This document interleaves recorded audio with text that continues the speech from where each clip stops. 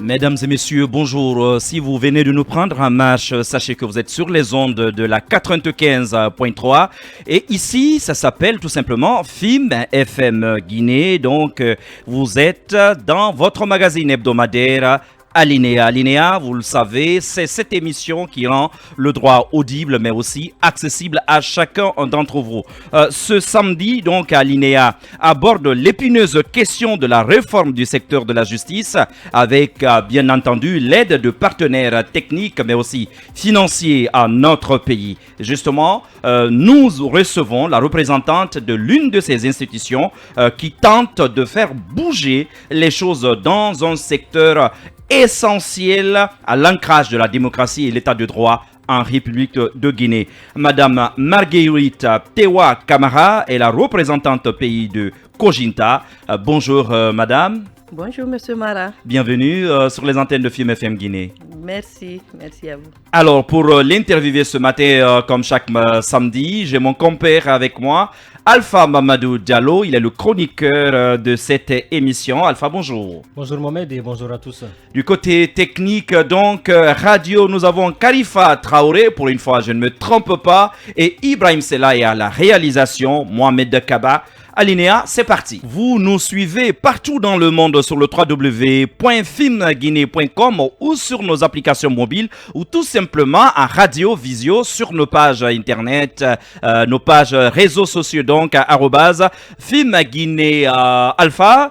Les échos de nos cours de tribunaux de la semaine. Ça a été assez mouvementé, des peines de prison requises contre des fêtards, vous m'apprenez. Oui, c'est vrai, et vous savez actuellement avec le Covid-19, mais aussi le couvre-feu et tout ça, donc certains rassemblements sont interdits. Donc il y a un endroit très prisé des fêtards ici à Conakry qu'on appelle chez Aldo. Donc là, des citoyens avaient été mis aux arrêts il y a de cela une dizaine de jours, et y compris une femme très célèbre du nom de Legaba. Donc ce sont ces gens-là. L'artiste Legaba justement. Donc c'est des gens comme ça, des membres de son orchestre et d'autres personnes aussi. Donc qui ont comparu au tribunal de première instance de Dixine pour atteinte à la santé publique. C'est comme ça que ça a été formulé. C'est bizarre ça. Ouais, c'est bien ça, atteinte à la santé publique. Donc et finalement, il y a eu ce procès et donc certains d'entre eux ont écopé de peine de prison avec assorti de sursis et d'autres aussi, si vous voulez, ont tout simplement été renvoyés des fins de la poursuite parce qu'on dit que les délits ne sont pas constitués. Voilà, donc c'est un peu ce qui est arrivé, mais on constate que les gars en personne n'a pas comparu, même si certaines personnes disent qu'elle a bien été arrêtée à l'endroit même où les autres aussi ont été. Oui, elle avait même été placée en garde à vue brièvement, avant d'être libérée quelques heures plus tard. Mais vous savez, même nous dans les médias, nous étions contre cette présentation quand même de ces présumés violateurs. Quoi qu'on en dise de la loi, mais ce n'était pas une raison suffisante quand même de les exposer parce que c'était pour nous une atteinte grave quand même à leur image. Oui, effectivement, je suis d'accord. D'ailleurs, quand on l'a évoqué sur Mirador, ça a eu un déclic parce que juste après, il y avait ce programme de les présenter aux médias, mais qui n'a pas abouti. Donc, le ministère de la Sécurité y a renoncé tout simplement. Il a carrément renoncé de le faire. Donc c'est un peu ce qui s'est produit dans ce dossier. Oui, mais Alpha, je suis quand même un peu étonné. C'était quoi le chef d'inculpation? On a dit atteinte à la santé publique. Et est-ce que ces personnes-là avaient été testées, notamment à la Covid-19? Non, à ma connaissance, il n'y a pas eu ce test-là. Et c'est juste parce qu'ils ont violé le couvre-feu et l'interdiction. Parce que vous dites deux choses. Voilà pourquoi je suis assez méticuleux là-dessus. Vous dites deux choses qui sont différentes. Je comprends très bien que dans la violation du couvre-feu, oui, les personnes peuvent se rendre justement coupables justement de la diffusion d'une maladie, on est totalement d'accord. Mais pour cela, à mon avis, il aurait fallu quand même aller vers des tests et ainsi de suite, beaucoup d'examens de leurs différentes attitudes. Cependant, la violation du couvre-feu en elle-même est un délit. Mais bizarrement, je n'en entends pas parler. Oui, c'est vrai. C'est très curieux, hein, comme vous le relevez vous-même. Et tout qu'on fait, quand on lit un peu le rôle d'audience au tribunal de Dixine, ils étaient bien poursuivis pour atteinte à la santé publique. Donc c'est pour ces faits-là qu'ils ont été reconnus coupables pour certains et d'autres renvoient des fins de la poursuite. D'accord. Alors, des peines de prison également cette semaine contre des grévistes de la société Al-Bayrak. Oui, c'est des peines de prison requises, hein, il faut le préciser. Bien. Et voilà, c'est les employés d'Al-Bayrak Transport qui avaient avaient débrayé à un moment donné, qui sont toujours en grève d'ailleurs, et qui ont été arrêtés parce qu'on les accuse tout simplement d'avoir créé des dégâts. Donc attroupement illégal et destruction de biens. Alors le procureur a requis 6 mois de prison pour certains, 1 an pour d'autres, et avec des amendes qui vont accompagner. Donc c'est que la procureure Loli Tengiano du tribunal de Mafanko a requis contre ces gens-là, et 37 personnes au total. Et voilà, le verdict est attendu en début du mois de septembre. Bien. Alors, cette autre affaire, Global FM, c'est du côté de Mamou. Le conseil communal Alpha Saleh Obari, condamné à 2 millions de francs guinéens d'amende pour irruption dans les locaux, dans le studio carrément d'une radio en pleine émission, et donc pour agression verbale vis-à-vis de journalistes. Oui, c'est ça. Et donc le verdict est tombé mardi dernier au tribunal de Mamou.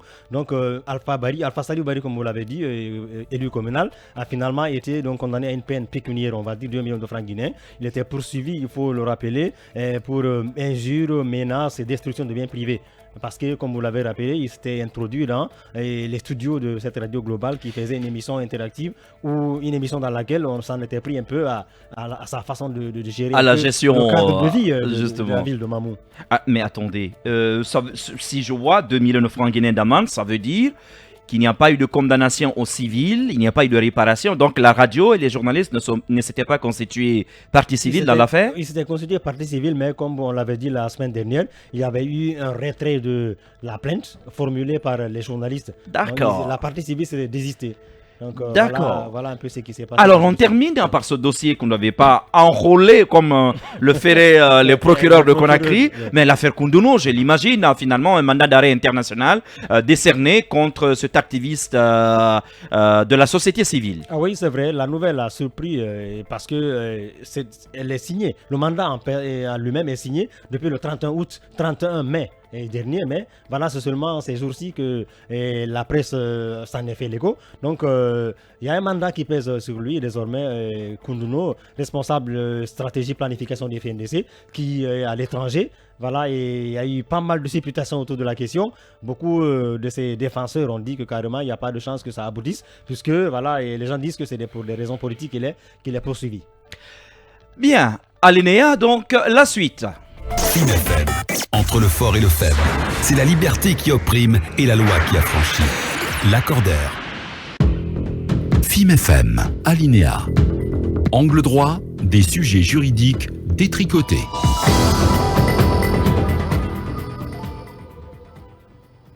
Angle droit, ce matin, nous allons légèrement déroger à nos habitudes. Vous le savez, habituellement, nous traitons de thématiques directement liées à la connaissance de certains sujets qui, tous les jours, vous enlacent. Cependant, nous parlons globalement de la réforme du secteur de la justice dans notre pays. Et comme vous le savez, l'Union européenne et d'autres institutions internationales appuient les efforts du gouvernement guinéen, justement, dans le but d'ancrer tout simplement une justice libre, indépendante et surtout professionnelle dans notre pays. Nous avons donc ce matin dans ce studio Madame, je le rappelle, Marguerite Tewa Camara. Elle est représentante au pays du projet Kojinta. Je me tourne vers vous, Madame. Rebonjour. Rebonjour, M. Mara. Alors, Kojinta, on en entend parler. Avant Kojinta, on entendait parler de la FIDH, la Fédération internationale des droits de l'homme. Kojinta, qu'est-ce que c'est au juste? Merci. Kojinta est une organisation non gouvernementale de droit suisse qui accompagne les gouvernements dans les pays dans lesquels nous sommes installés sur les questions de réforme institutionnelle portant sur la justice et la sécurité. Et donc, nous sommes en Guinée depuis 2013 et nous avons participé à la mise en œuvre de plusieurs projets et programmes sur financement de divers bailleurs. Kojinta a donc plusieurs représentations internationales dans d'autres pays, notamment à Bruxelles. Nous avons un bureau pays à Bruxelles. Nous avons aussi des bureaux pays au Tchad, au Niger, en Côte d'Ivoire et très récemment, le bureau pays au Burkina Faso a été créé. Mais le bureau en Guinée est le tout premier bureau pays qui a été créé depuis 2013 et donc depuis 2013 en Afrique. Eh bien. Et donc depuis 2013, nous accompagnons le gouvernement guinéen à mettre en place les différentes réformes qu'il engage. Alors, 2013, vous arrivez après une transition houleuse en Guinée, j'ai envie de dire, qui s'est terminée de pas très bonne manière. On se rappelle, il y avait eu ces fameux massacres du 28 septembre dans le stade éponyme également. Les militaires sont partis, mais il y avait des guéguerres, il y avait cette histoire d'aller aux élections législatives ou ne pas y aller. Alors 2013 c'est tout ça, mais il y avait quand même la fameuse question de la réforme du système judiciaire dans notre pays. Alors est-ce que vous pouvez nous rappeler, vous, qu'est-ce qui a prévalu à l'installation de Cogenta en Guinée? Mais surtout de ce projet, le parage, d'abord que vous allez nous définir, qu'est-ce que c'est et qu'est-ce qui a prévalu? Quel était le contexte? D'abord, je rappelle que Cogenta s'est installé dans le cadre de la réforme du secteur de la sécurité. Dans un premier temps. Vous avez parlé justement de ces évaluations qui ont eu lieu, qui ont recommandé que des réformes soient menées dans le secteur de la sécurité, qui est aussi un domaine spécifique d'intervention de Cogenta. Mais ensuite, comme nous sommes aussi spécialisés sur les questions judiciaires, la réforme judiciaire a été engagée par le gouvernement guinéen et Cogenta s'inscrit parfaitement à accompagner le gouvernement dans cette réforme. Et comme vous l'avez dit, aujourd'hui l'émission porte effectivement sur la réforme du secteur de la justice, notamment sur la présentation du projet Parage, qui est le projet d'appui au renforcement de l'accès à la justice des personnes les plus vulnérables en République de Guinée, et dont le sigle est Parage. Nous allons justement au cours de cette émission parler, situer le projet dans son contexte, développer aussi le projet, ses objectifs, les résultats attendus et où nous sommes aujourd'hui, les différents partenaires de mise en œuvre du projet, et ensuite parler de perspectives comme vous l'avez annoncé. Oui, alors quel est le contexte? Peut-être que vous avez constaté que l'accès à la justice, ça pose problème à des citoyens qui rencontrent un moment de difficulté, je suppose. Et ce qui est intéressant, vous parlez de l'accès à la justice de personnes vulnérables. Sauf que l'accès à la justice est en lui-même un problème central dans notre pays, pour tout citoyen, tout simplement, madame. Oui, mais les personnes vulnérables sont spécialement visées pour ce projet parce que c'est elles qui ont plus de difficultés d'accéder à cette justice. Donc le projet étant un projet, comme vous le savez, qui a des objectifs définis, qui a une situation géographique définie, une durée définie avec un budget défini, ne saurait accompagner justement tous les citoyens en besoin de justice. Bien entendu. C'est pourquoi nous avons priorisé dans ce projet, en entente bien sûr avec le bailleur, de se focaliser plutôt sur les personnes vulnérables. Alors, c'est qui les bailleurs de ce projet? Le bailleur de ce projet, c'est l'Union européenne. C'est l'Union européenne qui... Uniquement? Uniquement. Le projet Parage est financé par l'Union européenne dans le cadre du 11e Fonds européen de développement. Comme vous savez, les FED dont on parle souvent, il y en a eu antérieurement les 7, 8, 9, 10. Actuellement, c'est le 11e Fonds européen de développement qui finance ce projet. Alors, quels sont les objectifs de ce parage? Les objectifs du parage, c'est justement apporter un appui aux organisations de la société civile qui mettent en œuvre les actions. Parce qu'il y en a les organisations qui sont des organisations partenaires qui mettent en œuvre la phase opérationnelle du projet. Donc, c'est de leur apporter un appui à ces organisations en matière de consolidation de l'état de droit et à travers le renforcement de l'accès à la justice pour ces personnes les plus vulnérables dont nous avons parlé.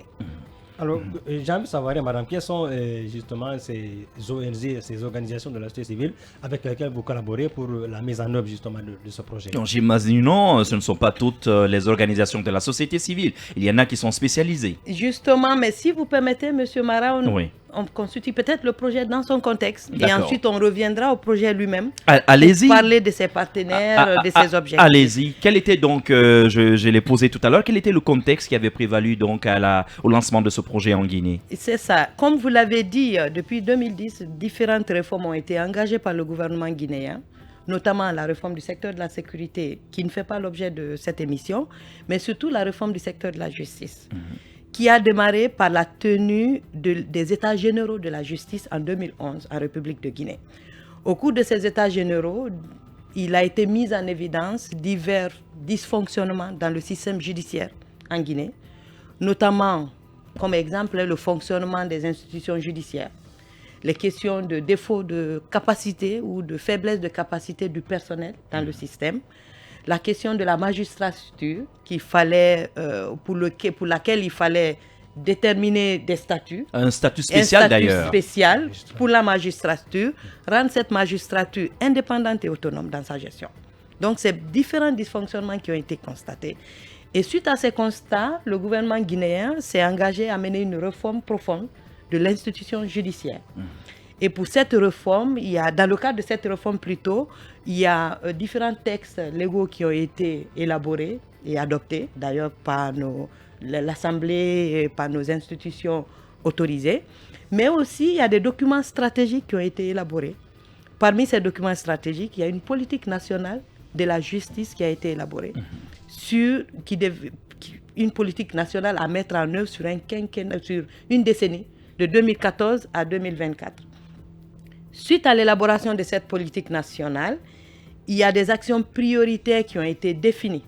Des actions prioritaires qui ont été définies pour le premier quinquennat de cette décennie, c'est-à-dire de 2015 à 2019.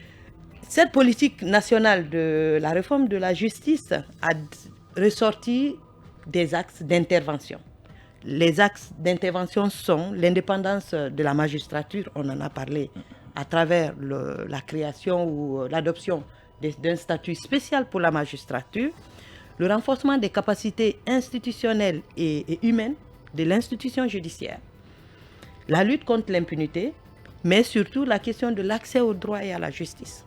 Et justement, c'est ce dernier volet sur lequel porte le projet Parage. Le projet Parage s'inscrit à accompagner le gouvernement guinéen à pouvoir atteindre les objectifs pour apporter les réponses nécessaires à l'accès au droit et à la justice pour les populations guinéennes. Donc voilà un peu le contexte qui a prévalu à l'élaboration, à la formulation et à la mise en œuvre aujourd'hui du projet Parage. Donc le gouvernement guinéen est accompagné dans son ambition justement de réformer le système judiciaire par différents partenaires techniques et financiers. Je vous ai parlé tout à l'heure de l'Union européenne qui est l'un des gros partenaires qui accompagne le gouvernement dans la réforme de la justice. Mais il y a aussi les États-Unis d'Amérique à travers le département d'État américain qui ont financé divers projets. Il y a eu un premier projet financé par les États-Unis d'Amérique qui a été appelé le projet Access, qui a permis l'opérationnalisation de 3 maisons de justice. Je vous dirai un peu plus tard qu'est-ce que c'est. D'ailleurs, je précise à l'intention de nos auditeurs qu'il y aura des émissions spécifiques justement sur ces maisons de justice et les cliniques juridiques également. Exactement. Oui. Donc ça, c'était l'apport notamment du gouvernement américain. Exactement. Qui est donc l'un des partenaires. L'un des partenaires qui a financé l'opérationnalisation de 3 maisons de justice à Kindia, à Labé et à Kanka. Et l'Union européenne, dans le cadre du 10e Fonds européen de développement, a financé le programme d'appui à la réforme de la justice en République de Guinée, qui est connu sous le nom Parjeu. Et dans le cadre de ce programme, plusieurs appuis ont été apportés au gouvernement guinéen à travers le ministère de la Justice, notamment la question de la réforme de la magistrature a été financée en partie à travers ce programme. Il y a aussi eu des appuis matériels au ministère de la Justice, mais il y a eu entre autres la création de cliniques juridiques à travers la Fédération internationale des droits de l'homme, dont vous avez parlé tout de suite, qui est la FIDH, qui a donc mis en place des cliniques juridiques à Conakry, à Kankan et à Dzerekore, en partenariat avec des organisations de la société civile, des ONG locales guinéennes, que sont l'Organisation de défense des droits de l'homme et des citoyens, connue sous le nom de OGDH, et l'ONG Les Mêmes Droits pour tous, connue sous le nom de MDT.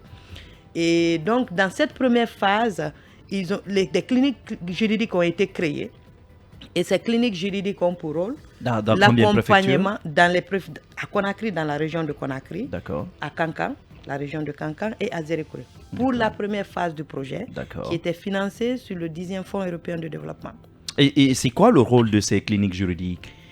Ces cliniques juridiques apportent de l'assistance juridique et judiciaire aux personnes qui sont en quête de droit.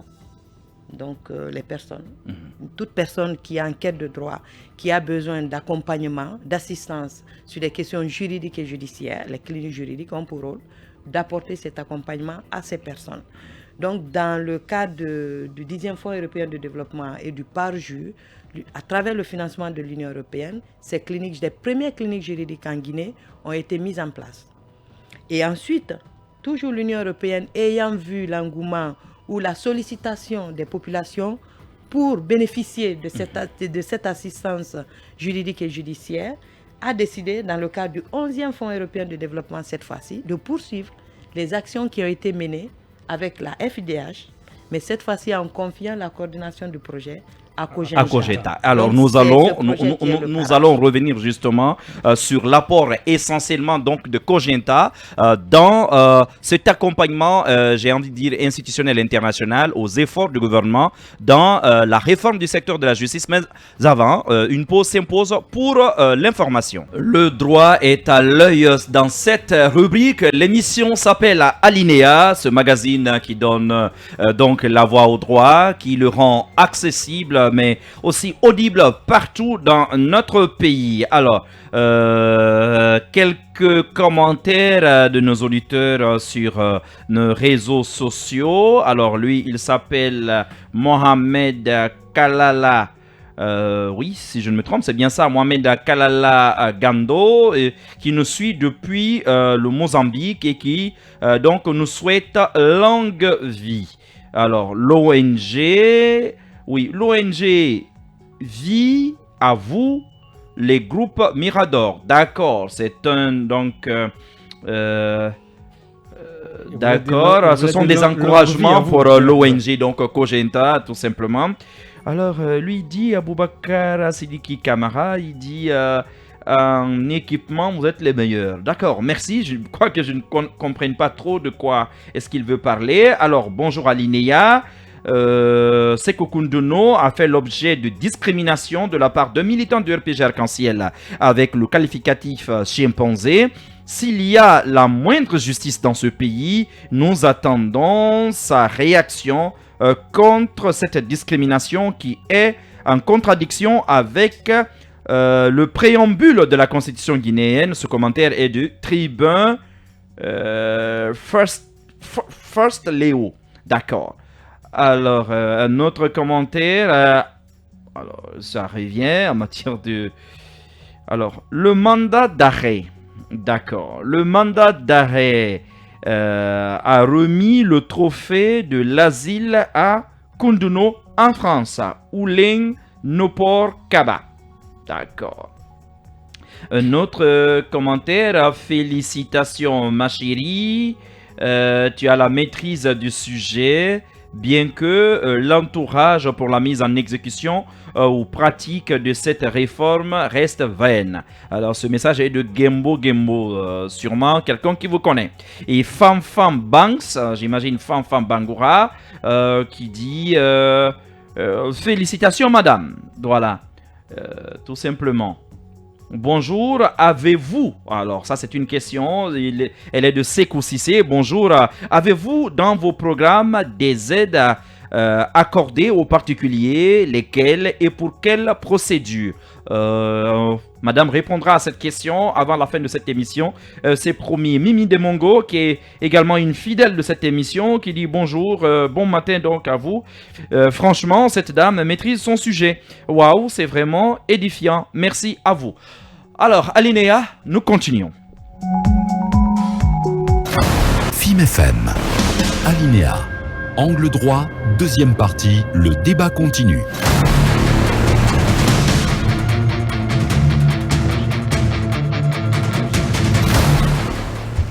Si vous venez de nous prendre donc à marche, vous êtes dans Alinéa et vous êtes sur FIM FM Guinée. Alpha Mamadou, nous revenons dans ce débat. Alors, Madame nous a expliqué les rôles de plusieurs partenaires techniques donc, qui assistent notre pays dans le cadre de la réforme du secteur de la justice et elle nous parlait justement maintenant de l'ONG Kogenta. Kogenta, oui, justement, madame, vous avez dit à un moment donné que, notamment par rapport au 10e FED, il y a eu des zones d'intervention. Est-ce que par rapport au 11e FED que nous vivons en ce moment, les zones d'intervention se sont élargies ou bien c'est toujours vers les mêmes endroits que vous évoluez?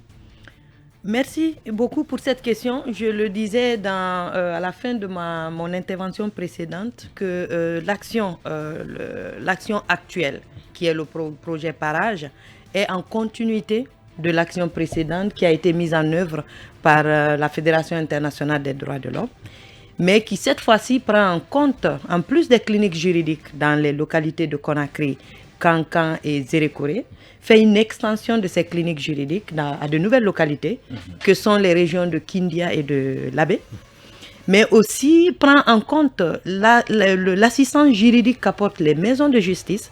Je vous dirai aussi un peu plus tard ce que c'est que les maisons de justice qui existent déjà à Kankan, Labé et à Kindia, donc qui créent un lien entre les actions des cliniques juridiques et celles des maisons de justice pour rendre beaucoup plus inclusive l'assistance juridique et judiciaire à apporter aux personnes, mais aussi étendre le projet à de nouvelles localités. C'est d'ailleurs vraiment la visée de ce projet, de continuer les actions précédentes, faire une extension et créer un lien entre ce qui est fait par les cliniques juridiques et ce qui est fait aussi par les maisons de justice.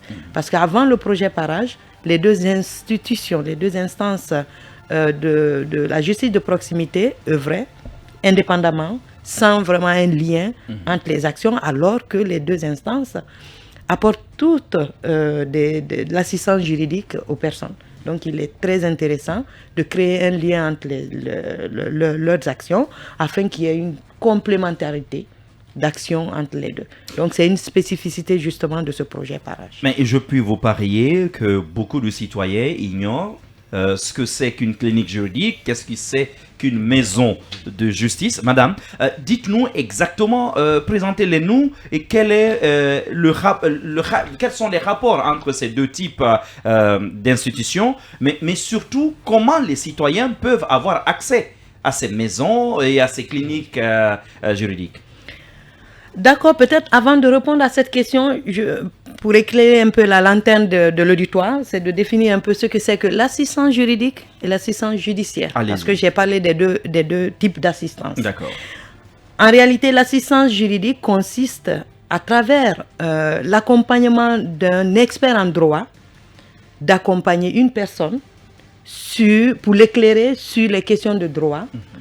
Et une personne qui est en litige avec une autre personne tierce, de l'éclairer sur les questions de droit, jusqu'à les mener à tout ce qui est question de médiation, conciliation, c'est-à-dire une justice qui ne passe pas par la voie de la justice formelle que nous connaissons. D'accord. Il s'agit là de l'assistance juridique.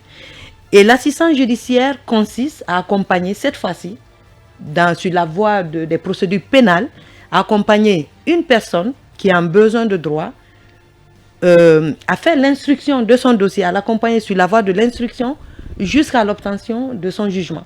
Donc c'est à travers les appuis apportés par des avocats, par des juristes. Donc les maisons de justice apportent de l'assistance juridique à travers l'accueil, l'orientation et font aussi la médiation et la conciliation pour les cas mineurs, pour trouver des solutions et éviter des procès. Exactement, éviter des procès, Vraiment pour des cas qui sont jugés des cas mineurs. Parce que les cas d'atteinte au droit, des cas qui sont jugés des cas pénaux, sont obligatoirement orientés vers les institutions spécialisées. Donc la maison de justice apporte de l'assistance juridique à travers justement la médiation, la conciliation, mais l'orientation oriente aussi les personnes qui sont en besoin d'informations sur le système judiciaire, donc faire de l'accueil, l'orientation, la médiation et de la conciliation. Ça, c'est ce que font les maisons de justice. D'accord. Les cliniques juridiques, comme leur nom indique, ce sont des cliniques. Et par exemple, une clinique médicale. Lorsque je suis malade, je vais vers une clinique médicale pour avoir des soins. D'accord. Et pour ce qui est des cliniques juridiques, reçoivent aussi les malades en question de droit, sur les questions de droit, donc des personnes qui sont en besoin, en quête d'être rétablies dans leurs droits, reçoivent, les accueillent aussi, les orientent, mais leur apportent, en plus de l'assistance juridique, tout ce qui est conseil, orientation. Cette fois-ci, eux, ils ne font pas de médiation et de conciliation. D'où l'intérêt du lien entre eux et les maisons de justice, parce que les cas de faible gravité qu'ils détectent, les cliniques juridiques, elle les oriente vers les maisons de justice pour obtenir la médiation et la conciliation. D'accord. Par contre, les cas qui nécessitent un accompagnement dans le processus judiciaire, avec le suivi d'un avocat et d'un juriste, ces cas sont traités directement par les cliniques juridiques. Donc les cliniques juridiques, en plus d'apporter de l'assistance juridique, font aussi de l'assistance judiciaire à travers des experts, des avocats et des juristes qui sont mis à la disposition des personnes qui sont en demande de droit. D'accord. Et donc, j'ai défini donc les cliniques juridiques leur rôle et les maisons de justice aussi leur rôle. Et ces deux instances, justement, la particularité sont de complémentaires, c'est ce qu'on a fini par, c'est ce qu'on c'est comprend. ce que ressort ce projet dans l'une de ses particularités. D'accord. Alors, d'après votre expérience, quels sont les cas les plus fréquemment détectés ou traités, que ce soit dans les cliniques ou dans les maisons de justice? Les questions de violence basées sur le genre. J'imagine. Très souvent. Qui reviennent très souvent, les questions de violence basées les cas sur de le viol. genre. Les cas de viol. Les questions de succession. Ah oui. Les questions foncières. Les questions d'héritage, hein, comme je l'ai dit. Oui. Mais qui sont, quand c'est de faible gravité, qui sont résolues, qui sont reçues, traitées à travers la médiation et la conciliation par les maisons de justice.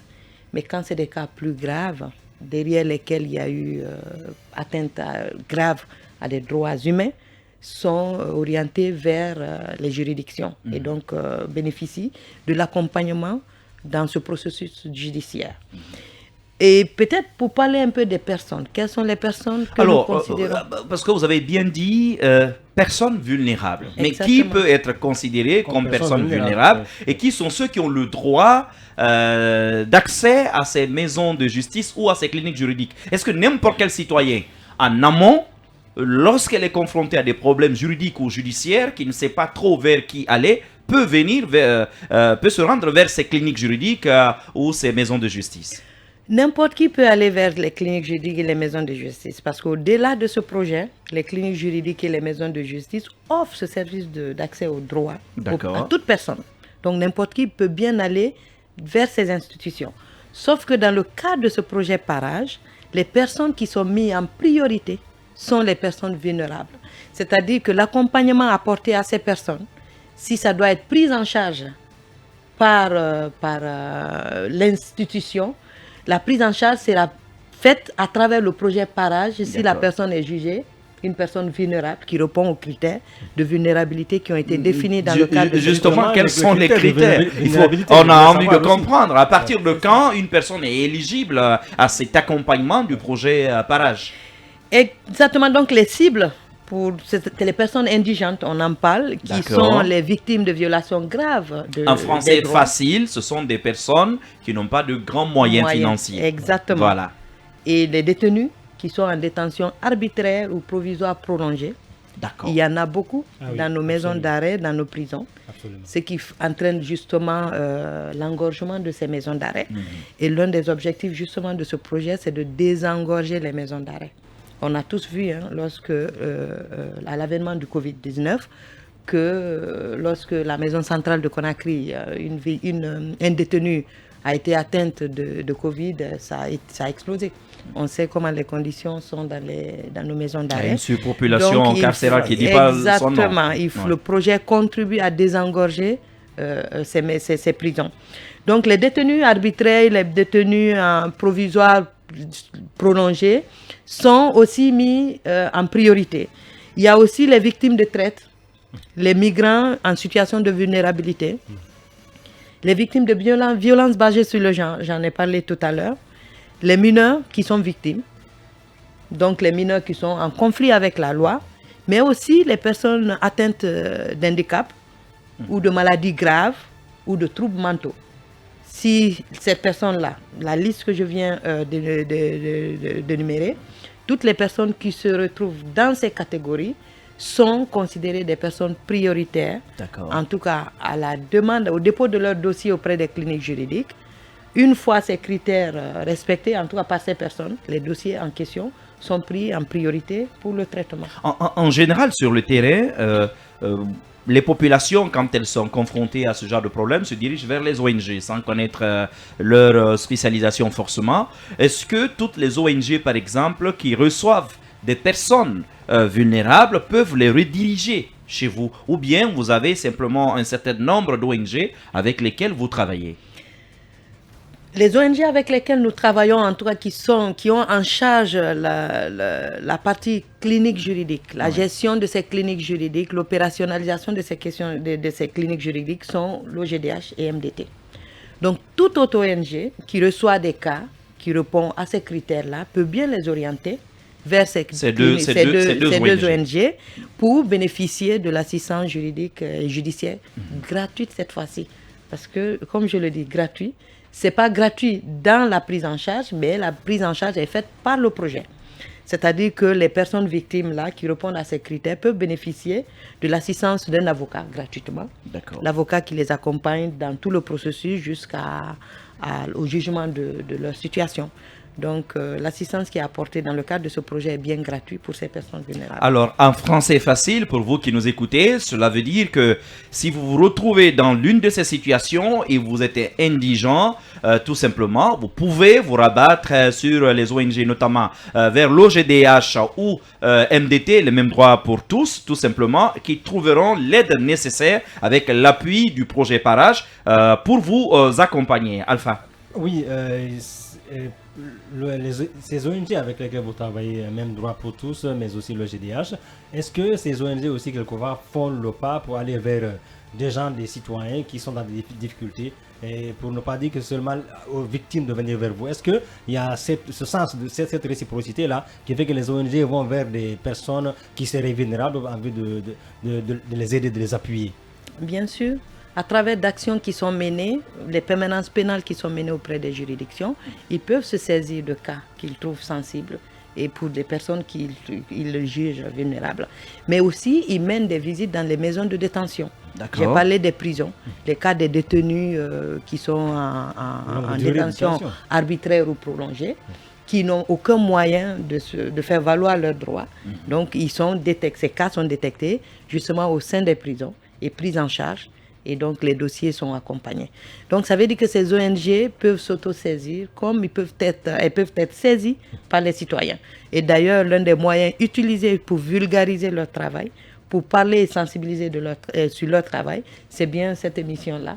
D'où parce qu'il y a un gros volet sur le projet. Du projet Cogenta, d'ailleurs je le rappelle, qui est partenaire à cette émission, et donc chaque dernier samedi de chaque mois, sur les prochains mois, donc vous aurez droit à des experts qui travaillent avec le projet Parage, qui viendront répondre à vos questions ici, des questions spécifiques d'accès à la justice, donc, et des problèmes d'ailleurs qui vous assaillent chaque jour. C'est ça. Si vous permettez, Monsieur Mara, je voulais aussi revenir aussi au projet pour le présenter dans sa structure, comment est-ce qu'il marche. Le projet est sur une durée de 30 mois. Il a démarré en novembre 2020 et donc il se poursuivra jusqu'en mai 2023. Il est mis en œuvre, comme je l'ai dit, par Cogenta, sous la coordination de Cogenta, mais avec des partenaires que sont OGDH et MDT pour ce qui est de la gestion des cliniques juridiques. Les maisons de justice, pour le volet de l'assistance juridique apportée par les maisons de justice, mais aussi il y a un autre partenaire qui est Avocats sans frontières France, qui gère tout le volet renforcement de capacité. Parce que sur ce projet, il y a tout un objectif portant sur le renforcement de capacité des acteurs sur de justice de proximité. Donc ces acteurs sont les cliniques juridiques, les ressources humaines des cliniques juridiques, des maisons de justice, mais aussi d'autres acteurs qui interviennent dans l'accompagnement des citoyens ou des populations sur des questions de droit. Donc, Avocats sans frontières France est aussi un des partenaires. Mais tous ces partenaires travaillent sous la coordination globale de Cogenta, qui a donc signé le contrat de subvention avec l'Union européenne qui est le bailleur de ce projet. D'accord. Alors, quelles sont les zones d'intervention, j'imagine? Ce sont les zones dans lesquelles sont installées ces cliniques juridiques et ces maisons de justice, mais vous voulez bien les rappeler justement à nos auditeurs? Je peux dire globalement que le projet a une couverture nationale, même s'il y a des zones qui sont définies, des zones de présence physique, des instances qui mettent en œuvre l'accompagnement juridique et judiciaire, mais la couverture elle est nationale parce que à Conakry, par exemple, la zone spéciale de Conakry, les cliniques juridiques de OGDH et MDT se partagent la zone, travaillent ensemble. On réussit d'ailleurs à se partager même les juridictions, les zones d'intervention, pour ce qui est de la région spéciale de Conakry. Et est-ce qu'il y a des bureaux physiques? Il y a des bureaux physiques. À Conakry, par exemple, où est-ce qu'on peut trouver ces C'est la bureaux-là? question justement que je voulais poser. Par exemple, Voilà. quelqu'un qui veut savoir la clinique juridique, elle est où? Ou bien la maison de justice est où? Où est-ce qu'il faut y aller? Pour Conakry, la clinique juridique se trouve dans les bureaux de OGDH, D'accord. situés à Dixine. Au niveau de Belvédère, Exactement. juste en face du pont de Belvédère. Exactement. Et D'accord. pour ce qui est de MDT, les bureaux sont à Amdalaï. D'accord. Amdalaï, Petit Lac, ouais. Petit Lac, exactement. D'accord, Donc, les deux cliniques juridiques existent physiquement à Conakry et gèrent donc la zone spéciale de Conakry, entendez par là Conakry et ses environs, Koya, Dubreka, Fourékaria, D'accord. qui sont les préfectures les plus proches de Conakry.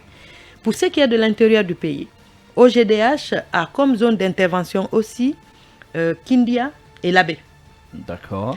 avec une couverture étendue sur la région de Boké. Ça veut dire que physiquement, OGDH est présent à Kindia et à Labé, donc à un bureau physiquement présent, mais même des missions d'assistance juridique et judiciaire dans toutes les préfectures de ces régions. Donc, grosso modo, les deux sont présents sur le Grand Se Conakry. partage le Grand Conakry, Exactement. l'OGDH a la Basse-Guinée et la Moyenne-Guinée, grosso modo. Exactement, la Basse-Guinée et la Moyenne-Guinée, D'accord. avec une couverture, si pas physiquement présent, parce qu'ils sont que en termes physiques de bureau, c'est à Kindia et à Labé, D'accord. mais ils mènent des missions d'assistance dans la région, dans les deux régions. Et MDT couvre Kankan, la région de Kankan, de la Haute-Guinée donc et de la Guinée forestière. D'accord. En région administrative, on dira Kankan, Zérékouré, Zérékouré, mais ouais. aussi Farana, à travers des missions d'assistance judiciaire D'accord. qui sont menées. Mais physiquement, sont présents à Kankan et à Zérékouré. D'accord. Donc, en gros, le projet a une couverture nationale, mais avec une présence physique continue dans les villes que j'ai citées, la ville de Conakry, Kindia, Labé, Kankan et Zérékouré. D'accord. Alors, il nous reste 2 minutes avant d'aller en pause, mais j'ai envie de comprendre comment se passe la collaboration avec l'État. Elle se passe très bien avec l'État représenté. Comment est-ce que vous interagissez? Parce que généralement, les personnes que nous croisons au sein de ces ONG, OGDH, Même Droit pour tous, ce sont des avocats pour la plupart, des juristes, et parfois qui ont des cabinets déjà privés à eux. Alors, comment toute cette interconnexion a-t-elle lieu? À partir de quand ils sont sous la casquette Parage, donc MDT, Parage, OGDH, ou ils évoluent en solo? Et puis, comment est-ce que le système judiciaire fait un distinguo? Il est fait le distinguo, il est fait au niveau des ONG, des deux D'accord. ONG, parce que les financements sont différents. C'est sûr que OGDH peut avoir d'autres projets financés par d'autres bailleurs ou même par le même bailleur, mais qui n'est pas le Parage. D'accord. Le distinguo, il est fait à ce niveau. Les cas qui sont traités sur Parage bénéficient de l'accompagnement conformément aux procédures qui ont été définies par le Parage. Maintenant, la relation avec l'institution judiciaire à travers le ministère de la Justice elle-même, pour Cogenta qui assure la coordination, donc nous sommes la porte d'entrée directe avec le ministère, nous avons de très bonnes relations. Le projet d'ailleurs a été présenté au ministère dans sur toutes ses facettes, les objectifs. Nous avons échangé avec le ministère qui a d'ailleurs pris part à sa formulation. Ça veut dire que le projet il s'aligne directement sur les objectifs qui sont visés, qui sont définis dans la lettre de mission du ministère. D'accord. Donc la collaboration au niveau ministère, au niveau stratégique, se passe très bien. Sur le terrain, les partenaires qui gèrent l'opérationnel comme OGDH et MDT, pour le moment, il n'y a pas de difficulté majeure. Mais de toute façon, comme ces deux instances passeront ici, sur ce plateau, Bien entendu, ils auront l'occasion elles de ont parler leur de réalité plus en sur le détail. terrain. Justement, des réalités sur le terrain. Mais globalement, nous disons que tout se passe très bien sur le projet. Bien, nous allons donc marquer une pause pour la réclame et notre rendez-vous de l'information. Nous revenons juste pour prendre vos questions. Merci donc à l'équipe de la rédaction politique qui vient de nous faire ce point sur l'actualité. Mais comme vous le savez, l'actualité ne s'arrête pas. FIM FM non plus. Nous sommes donc déployés sur toute l'étendue du territoire national pour vous tenir informés en temps réel. À l'instant, donc, nous revenons, j'ai envie de dire, sur l'actualité juridique et judiciaire de notre pays. Oui, justement, alors, nous parlons de Cogenta. Oui, oui. On a envie de savoir quelles sont les autres actions que Cogenta est en train de mener sur le terrain, oui, madame. Merci bien. Et comme je le disais, en présentant les objectifs, l'objectif global de ce projet, l'objectif global est décliné en des objectifs spécifiques. Le premier objectif spécifique porte sur le renforcement des capacités des cliniques juridiques et des organisations de la société civile engagées dans l'assistance juridique et judiciaire. Notamment, c'est les capacités opérationnelles et matérielles qui sont renforcées pour les cliniques juridiques de OGDH et MDT, qui sont dotées, il est prévu de les doter en équipement, en moyens roulants, en matériel informatique, en mobilier de bureau pour équiper et rendre des bureaux opérationnels. Il est aussi prévu un renforcement de capacités humaines, donc des juristes, des avocats et même des étudiants stagiaires qui seront recrutés au sein de ces cliniques juridiques pour susciter un peu la vocation. Les journalistes n'en font pas partie? Bon, c'est juste les étudiants en droit. Les étudiants justement en droit, en dernière année d'études de droit à l'université, pour susciter en eux un peu l'intérêt, une vocation sur les questions de droits humains. Donc une prise en charge est prévue pour ces étudiants et aussi en termes de renforcement des capacités techniques. Des outils améliorés de travail sont mis à disposition de ces cliniques juridiques et des maisons de justice, notamment une base de données qui est créée par un expert et qui va donc centraliser tout le processus, les bénéficiaires qui bénéficient justement de l'accompagnement, mais aussi le processus, l'aboutissement qui va retracer tout l'historique sur chaque dossier qui sera accompagné. Parce qu'il faut savoir que sur ce projet, nous visons l'atteinte ou nous visons de toucher 2700 personnes qui bénéficieront d'un accompagnement juridique et judiciaire dans le cadre du projet. Donc, pour l'objectif... Vous allez les éteindre très rapidement, ça, non, je peux vous le promettre. En tout cas, on est très avancé sur les objectifs en quelques mois de démarrage du projet. Ensuite, il est prévu le renforcement de l'accès aux services de justice de proximité. C'est-à-dire, c'est l'accompagnement en lui-même. À travers, d'abord, la définition d'un plan de formation et son déroulement, c'est-à-dire un plan de formation qui retrace les besoins de formation, de renforcement de capacité des acteurs sur les questions de justice de proximité, sera établi, validé, et ensuite, toutes les formations qui seront identifiées dans ce plan de formation feront l'objet de déroulement, donc seront donnés à ces acteurs-là. Ces acteurs sont le personnel des cliniques juridiques, le personnel des maisons de justice, mais aussi d'autres acteurs qui sont au sein des départements ministériels, des ONG qui interviennent sur les questions de droits de l'homme. Et il est prévu l'accompagnement lui-même de 2700 dossiers, de 2700 personnes qui devront bénéficier de l'assistance juridique et judiciaire. Donc les cliniques juridiques vont mener ce travail par la mise à disposition d'avocats gratuitement qui vont accompagner les victimes qui seront sélectionnées, qui répondront aux critères dont nous avons parlé plus haut. Mais aussi de la sensibilisation et de la vulgarisation des thématiques. C'est d'ailleurs l'objet de cette émission. Et d'autres qui arrivent. Et d'autres qui arrivent, mais aussi qui est reproduit dans toutes les régions d'intervention du projet pour sensibiliser les populations sur les questions de droit. Les populations qui seront atteintes dans leurs droits, vers quel recours elles peuvent aller. Les maisons de justice, quels sont leurs rôles, les cliniques juridiques, mais aussi débattre sur toute l'actualité, sur la réforme de la justice et aussi les questions de droit. D'accord. Le dernier objectif, qui est l'objectif de coordination, à travers lequel il sera mis en place, par exemple, la mise en lien des acteurs à travers de conventions. Une convention qui est prévue d'être signée entre les cliniques juridiques et le barreau, par exemple, pour que la mise à disposition d'avocats puisse être un processus très bien huilé, que les cliniques juridiques en besoin d'avocats ne peinent pas à trouver des avocats pour accompagner les dossiers.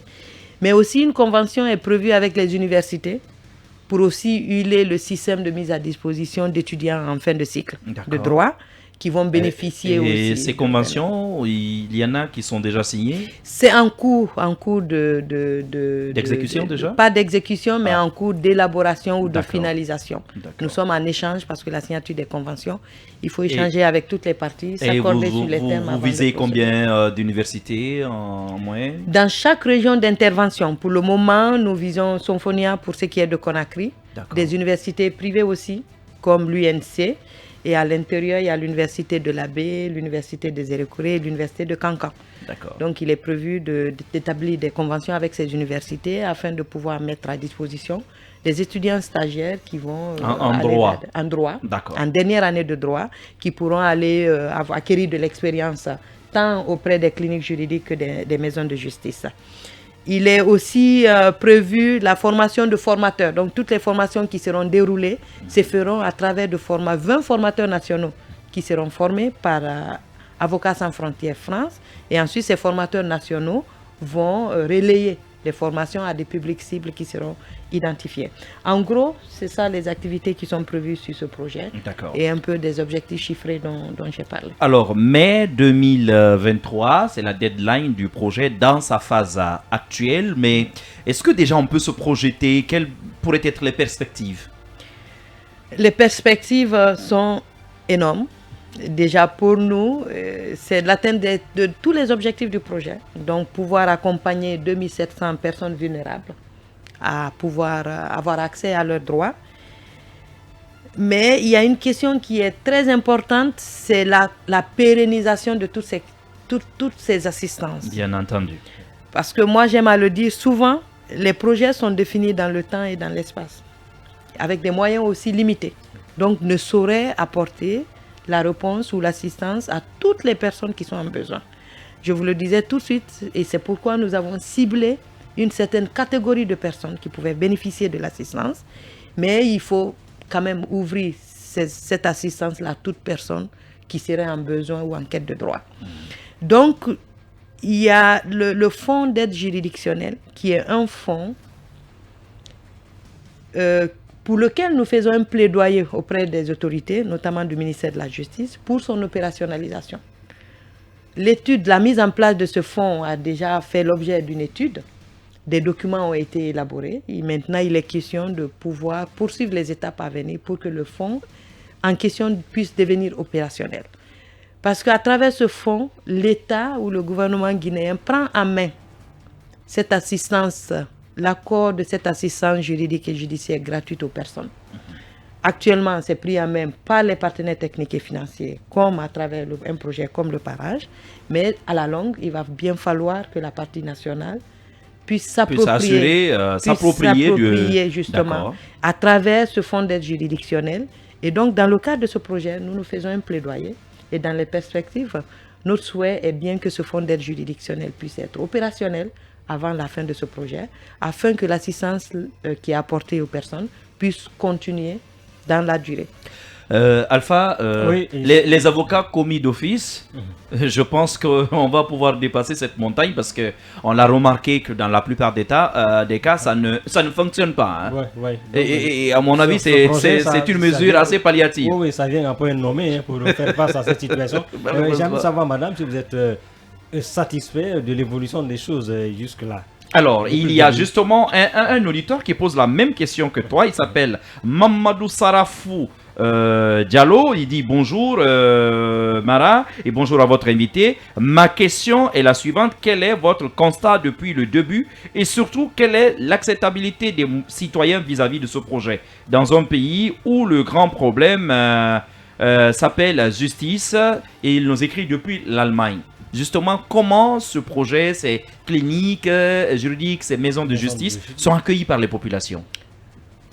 Sont très bien accueillis, hein, ce que je sache aujourd'hui sur la mise en œuvre du projet. D'ailleurs, hein, en termes d'objectifs chiffrés, nous visons 2700, mais à 6 mois, 7 mois de mise en œuvre déjà de ce projet, nous sommes à pratiquement près de 500 personnes qui ont bénéficié d'accompagnement. Près de 500 personnes. Ça veut dire qu'avant la fin de ce projet, à ce rythme, on pourra aller au-delà même des objectifs qui sont chiffrés. D'accord.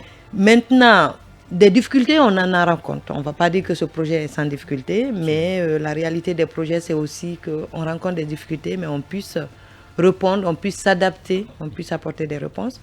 L'une des premières difficultés, c'est au niveau des juridictions, où les audiences se tiennent, mais à un rythme qui est un peu assez lent, qui fait que l'atteinte de nos objectifs chiffrés est un peu compliquée, parce qu'on ne peut pas conduire un dossier à terme si les audiences ne se tiennent pas.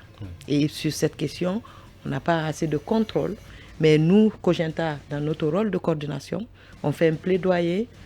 Et très souvent, on rédige des notes à l'attention du ministère pour attirer son attention sur ces facteurs qui risquent de devenir des facteurs bloquants. C'est vrai que le climat de ces derniers mois a été un peu lourd avec la Covid, donc qui a frappé le pays, qui a ralenti la machine, mais aussi ces grèves, que ce soit ces débrayages des avocats, des huissiers de justice.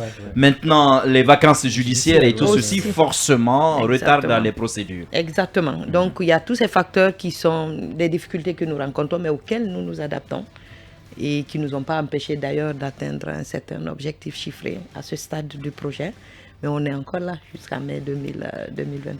Bien, l'antenne donc va s'ouvrir à vous. FIM FM, Alinéa, cas pratique, la clinique juridique où vous vous adressez à nos experts de haute volée.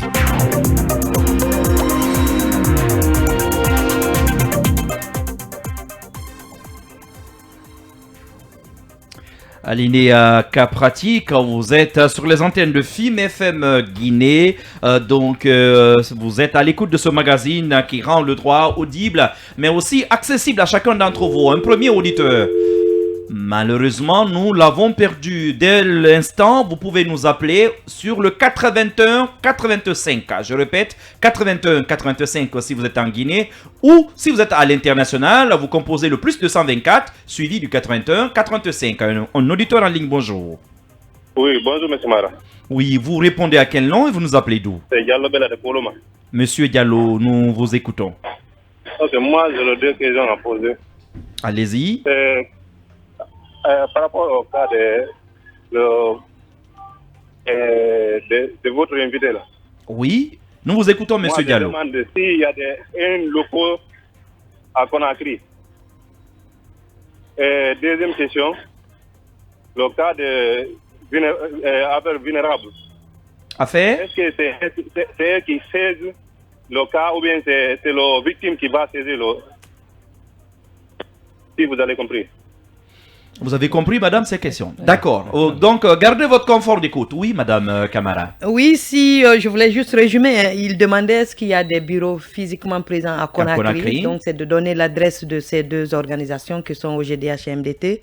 On en a parlé tantôt, mais les bureaux de OGDH sont... alors, vous vous rendez, madame l'a dit, si vous avez suivi l'émission, monsieur Diallo, juste au niveau du pont de la Belvédère, en allant vers Kaloum, au niveau du pont de la Belvédère, à votre gauche, vous avez l'immeuble qui est situé là, ce grand immeuble. Et bien, l'OGDH a son siège à l'intérieur. Ou au niveau du petit lac, vous avez le siège de l'ONG. Les mêmes droits pour tous. C'est ça. Voilà. Et sur les questions de vulnérabilité, il voulait savoir est-ce que les cliniques juridiques s'autosaisissent ou bien c'est des victimes qui viennent vers. Les deux cas sont possibles. La clinique juridique peut s'autosaisir, comme je l'ai dit, à travers les permanences pénales qui sont faites et surtout les visites au lieu de détention, peuvent trouver des dossiers, des cas sensibles, des personnes qui répondent à ces critères de vulnérabilité et s'autosaisir. Comme des victimes peuvent aller vers ces cliniques juridiques, faire comprendre leurs soucis, qui sont analysés et quand le dossier répond aux critères, c'est tout de suite pris en charge par ces cliniques juridiques. Et j'ai envie peut-être d'ajouter, même vous, si vous êtes témoin justement ou vous connaissez une personne qui se trouve dans cette situation, eh bien vous pouvez l'accompagner au niveau de l'OGDH ou des mêmes droits pour tous. Est-ce que je me trompe? Exactement, c'est bien ça. Bien, un autre auditeur en ligne, bonjour. Oui, bonjour mon champion M.O. Carré et bonjour à votre invité. C'est Oladi Ibrahim de Sonfonia qui vous appelle. Bienvenue Ibrahim, nous vous écoutons. Merci beaucoup. Ma première question est de savoir est-ce qu'ils sont représentés à l'intérieur du pays? Parce que le constat fait est que beaucoup d'ONG se limitent juste à Conakry comme si la Guinée se limite là. Et ma deuxième question est de savoir... Alors, vous pouvez revenir sur le 81-85, mais Madame Camara, vous l'avez dit, le projet, est-ce que c'est clinique juridique ou est-ce qu'on peut les trouver avec les maisons de justice, rapidement? Je l'ai dit physiquement, les cliniques juridiques sont à Conakry, à Kindia, à Labé, à Kankan et à Zérékoré. D'accord. Mais la couverture, elle est nationale parce qu'à travers des missions d'assistance juridique et judiciaire, des cas qui se retrouvent même à Yomou sont pris en charge par la clinique juridique de Zérékoré, par exemple. Donc, les avocats peuvent mener des missions, comme des juristes peuvent mener des missions pour aller soit s'autosaisir de dossiers, soit être saisis pour aller suivre des dossiers qui leur ont été remontés. Donc la couverture elle est presque nationale, mais la présence physique est dans ces localités. Donc si vous êtes à Mali, vous pouvez vous rapprocher de l'OGDH du côté de l'Abbé. Exactement. D'accord. Mais si vous êtes à Mamou, venez à Conakry, on s'occupe de vous. Vous venez à Kindia plutôt. Ou à Kindia. Ça fait exprès, oui. Oui, un autre auditeur en ligne, bonjour. Bonjour. Oui, bienvenue sur nos antennes. Vous répondez à quel nom et vous nous appelez d'où? C'est M. Camara. Oui, monsieur Camara, d'où nous appelez-vous? Oui, je vous appelle à partir de Petit Simbaya. D'accord, nous vous écoutons. C'est dur. Allô? Oui, nous vous écoutons. Alors, ma question est de savoir, je remercie votre invité par rapport à la brillante communication qu'il est en train de faire en tant que juriste. Les cabinets d'assistance judiciaire qui sont créés chez le notaire, est-ce qu'il y a la possibilité de coopérer avec son organisme? Merci. Est-ce qu'il y a une possibilité de coopération entre Cogenta et puis les cabinets juridiques installés chez quelques notaires? Moi, je trouve que c'est pertinent la question. C'est vrai que pour le moment, ça n'a pas été pris en compte sur le projet, mais je trouve la question pertinente qu'on pourra Il doit être un spécialiste. Voilà, justement. C'est vrai qu'ils sont, eux, ils ressentent surtout sur les questions de, vous l'avez dit, de succession, de donation et beaucoup de questions. C'est vrai qu'ils sont en première ligne. C'est ça, mais il y a la possibilité de référencement de cas. Moi, je l'ai dit. Peut-être que est-ce qu'il faut une collaboration formalisée pour que ces cabinets-là puissent référencer des cas vers les cliniques juridiques, mais avec ou sans formalisme, avec ou sans convention, il est possible que les cabinets, lorsqu'ils identifient des cas sensibles, qu'ils puissent les référencer soit vers les cliniques juridiques ou vers les maisons de justice. On en a parlé moins, mais qui apportent aussi de l'assistance juridique. D'accord. Oui, notre auditeur en ligne, malheureusement, nous l'avons perdu. 81-85. Donc, si vous avez des questions, posez à notre invité du jour. Nous parlons d'accès à la justice par les personnes vulnérables dans notre pays à travers le projet Parage, piloté en Guinée et coordonné par l'ONG Cogenta. Notre auditeur en ligne, bonjour. Allô? Oui, vous répondez à quel nom et vous nous appelez d'où, monsieur? Algassimo MC Diallo, président de l'ONG Santé Hygiène Carcérale. Bienvenue, monsieur Diallo. Je vous en prie, bien des choses à votre invité qui se défoule très bien là. Alors, j'aimerais poser la petite question sur l'exécution, en tout cas, quelles sont les garanties que les autorités accordent à la mise en œuvre de ces projets, quand on sait que l'accès d'ailleurs aux établissements... Nous l'avons perdu, mais vous pouvez revenir, monsieur Diallo. Mais je pense que sa question est largement comprise. L'accès aux établissements pénitentiaires est quelquefois compliqué. Quelles sont les garanties que l'État guinéen notamment vous donne justement pour que la mise en exécution de ce projet Parage soit suffisamment bien implémentée sur le terrain? Je le disais tantôt, si on prend un peu l'historique de la mise en œuvre des projets sous FED, c'est que l'État guinéen a accepté que ce projet soit mis en œuvre. D'accord. Et le projet répond à une demande ou à une attente du gouvernement lui-même pour améliorer cette notion de justice de proximité. Et donc, du fait que le projet s'inscrit dans les objectifs même du ministère, normalement, toutes les facilités nous sont données. Même s'il y a des situations où c'est un peu compliqué, et je vous l'ai dit tout à l'heure, nous menons des plaidoyers pour faire en sorte de pouvoir juguler ces difficultés. J'ai envie d'appeler ça de la diplomatie juridique. Ah oui, c'est ça.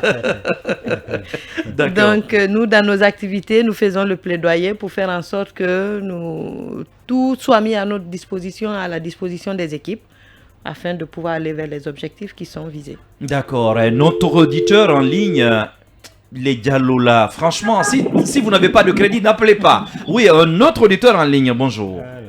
Non, mon champion, tu n'as pas le droit à t'attaquer au dialogue. D'accord, autant pour moi. Mais j'en ai un à ma droite ici. D'accord, on l'a dit vraiment, tu reviens. Oui, nous vous écoutons. Voilà, je disais ma deuxième question. Malheureusement, je l'ai dit. C'est le Les réseau, Diallo, on c'est n'accuse pas, compliqué. le réseau C'est est compliqué. grippé. Oui, d'accord, on revient donc ici en studio. Alors, Al-Gassim MC Diallo, je tente de trouver sa question via notre plateforme parce qu'il me semble qu'il l'avait déjà écrite, mais bon, je ne la trouve On pas. a un auditeur, hein, Mohamed Mara. D'accord, un autre auditeur en ligne, bonjour. Il me semble que là, nous soyons confrontés à un petit souci technique sur le 81-85. Un autre auditeur en ligne, bonjour. Alors, c'est Al-Gassimo qui revient. Bien. Je disais, puisque nous en avons assez de c'est nous qui intervenons également de ce côté, surtout au niveau de la justice, quand il s'agit, elle a évoqué.